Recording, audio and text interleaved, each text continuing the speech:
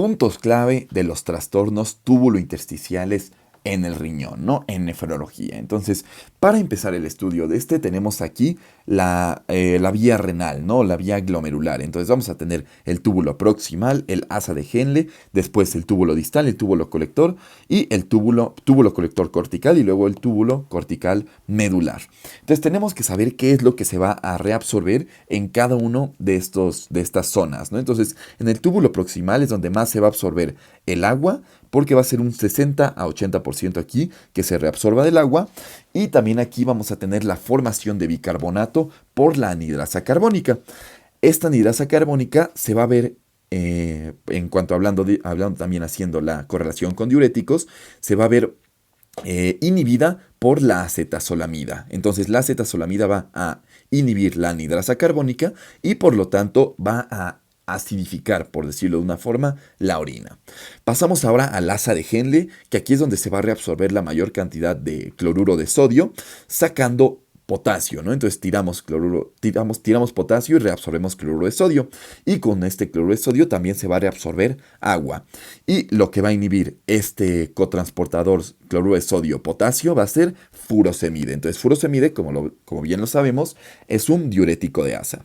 Después, en el túbulo distal se va a reabsorber también cloruro de sodio, sin tirar potasio, y aquí lo que va a inhibir esta reabsorción va a ser las tiacidas. Entonces recordemos que siempre que se jale cloruro de sodio, o sodio concretamente, se va a jalar también agua. Entonces aquí también, inhibiendo la reabsorción de cloruro de sodio, se va a inhibir también la reabsorción de agua. Ahora pasamos al túbulo colector cortical, que aquí es donde vamos a tener la acción de la aldosterona, ¿no? Y la aldosterona lo que va a provocar es que se tire potasio y se reabsorba sodio y agua. Y aquí un inhibidor de la aldosterona va a ser la espironolactona. Y bueno, la espironolactona, por eso sabemos que es un diurético ahorrador de potasio, ¿no? Porque va a inhibir esta secreción del mismo.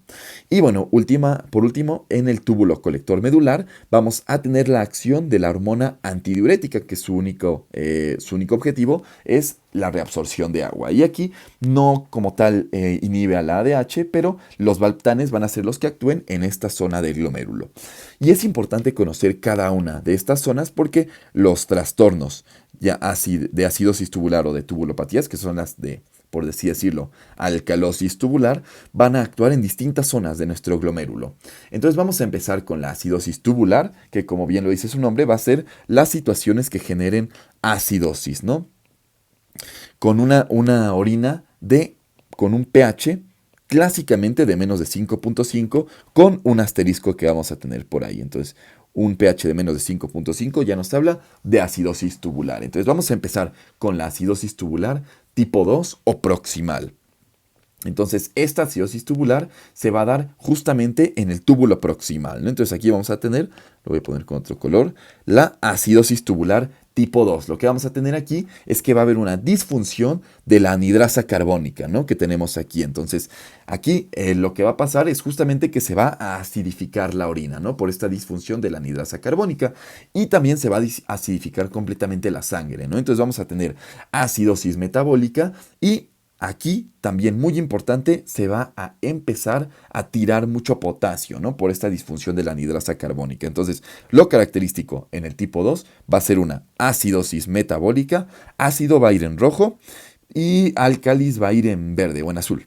Entonces, acidosis metabólica, eso es lo que significa AM, más aumento. No, entonces lo que estamos haciendo es reabsorber mucho potasio, ajá. No, sí, tirarlo. Como lo dije anteriormente, lo que vamos aquí a tener es, vamos a tirar mucho potasio. Entonces vamos a tener hipocalemia y acidosis metabólica. Esas son las características de nuestra acidosis tubular tipo 2, ¿no? O acidosis tubular renal tipo 2, que va a ser, como dijimos, la del túbulo proximal, la que actúe en la anhidrasa carbónica. Pasamos ahora a la acidosis tubular renal tipo 4, que va a ocurrir en el túbulo distal, el túbulo distal. Entonces, esta va a actuar aquí. La tipo 4 va a actuar aquí.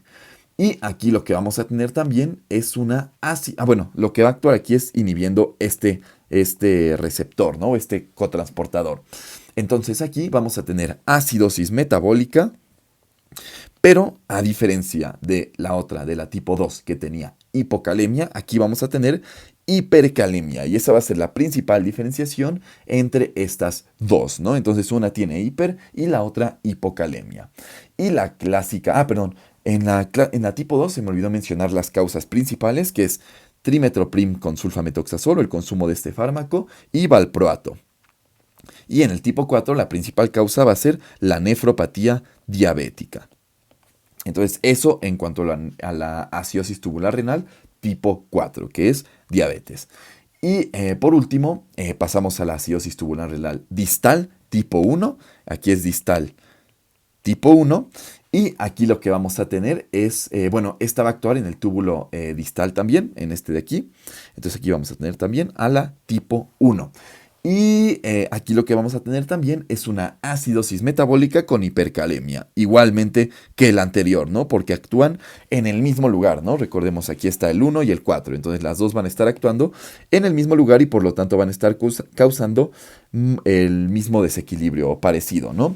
La diferencia aquí, y es por eso que les mencionaba el asterisquito, es que aquí vamos a tener un pH de más de 5, ¿no? De más de 5.5. Entonces así es como nosotros vamos a diferenciar la 2, la 4 y la 1, ¿no? En el caso de la 2 y la 4 los vamos a diferenciar por el potasio. En la 2 va a estar bajo y en el 4, como el 4 es más grande que el 2, va a estar alto.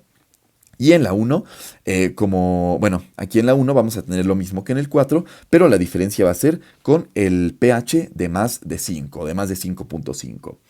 Y bueno, eso en cuanto a las acidosis tubulares renales. Pasamos ahora al síndrome de Fanconi, que como tal no causa como tal un trastorno ácido-base, pero sí va a actuar en esta parte del glomérulo, ¿no? En este caso, el síndrome de Fanconi va a actuar en el túbulo proximal. Entonces aquí vamos a poner Fanconi, una F de Fanconi.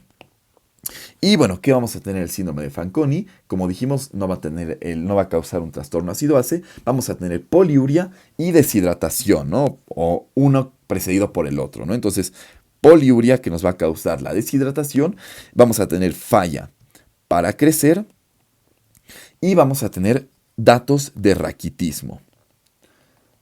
Importante también, la acidosis tubular renal tipo 1, la que tiene el pH de más de 5, va a estar también causada va a ser un paciente clásicamente con datos de raquitismo, es decir, con alteraciones en el metabolismo de la vitamina D y del calcio, ¿no?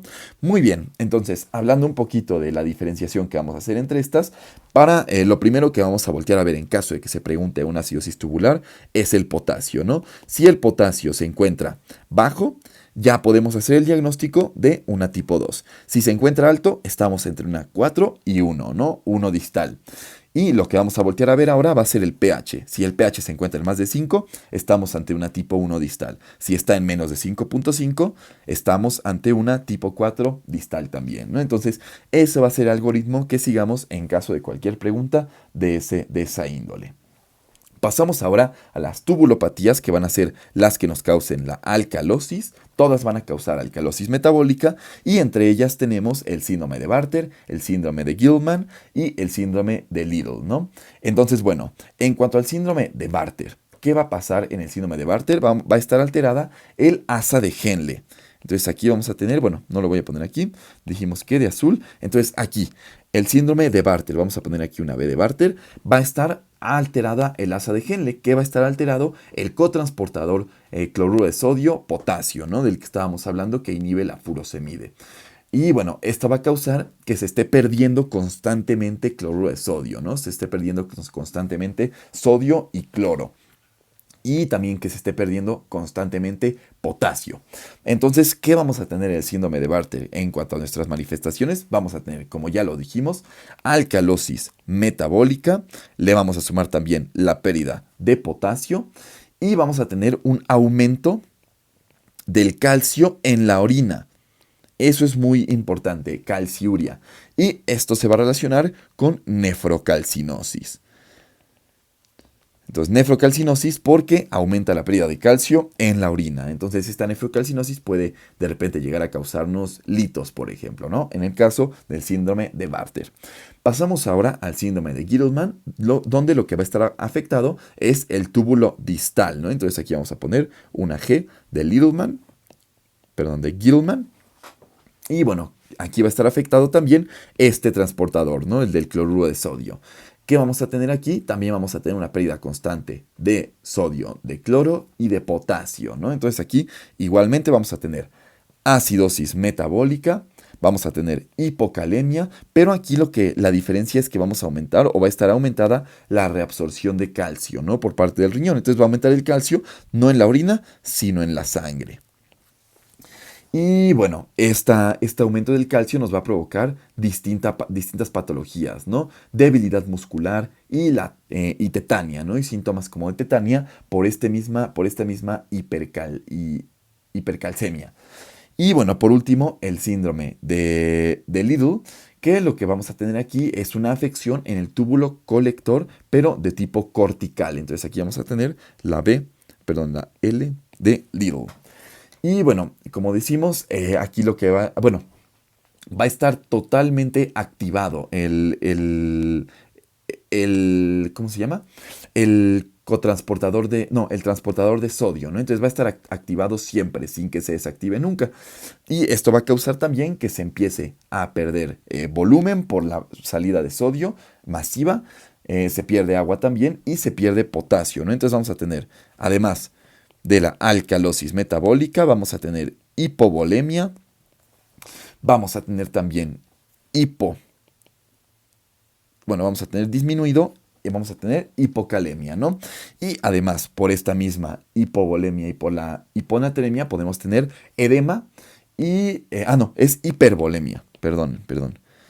Hipervolemia. Sí, más bien lo que va a causar es que se esté reabsorbiendo constantemente todo el sodio. Sí, eso es lo que va a pasar en Lidl. Se va a reabsorber tanto sodio que va a jalar tanta agua que nos va a causar esta hipervolemia. Y esto va a hacer que la reabsorción de sodio se tire el potasio, ¿no?